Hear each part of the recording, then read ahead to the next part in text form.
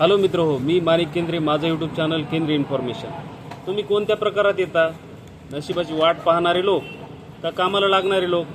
चला तर मग पाहूयात। नंबर 1, नशिबाची वाट पाहणारे लोक। सकाळी उठून युनिव्हर्सला विश करतात पण काही ॲक्शन नाही। नंबर 2, दररोज काहीतरी मोठं काहीतरी करायचं म्हणतात।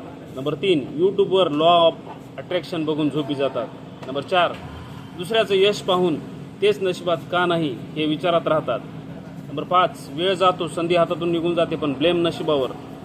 नंबर 6, सुरुवातच करत नाहीत कारण परफेक्ट टाईमची वाट बघतात। नंबर 7, कामाच्या नावावर आयडिया शेअर करतात पण आउटपुट झिरो। कामाला लागणारे लोक सकाळी उठून कामाला सुरुवात करतात, विशिंग नाही, डुईंग नाही। नंबर 2, छोट्या स्टेप्सने मोठं गोल गाठतात।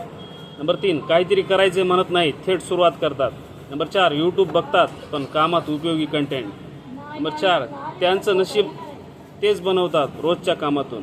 नंबर 6, संधीचं सोनं करतात कारण ते तयार असतात। नंबर 7, आयडियाजपेक्षा एक्सपेक्टेशनमध्ये विश्वास ठेवतात। व्हिडिओ आवडला तर लाईक करा, सबस्क्राईब करा, कमेंट करा। थँक्यू।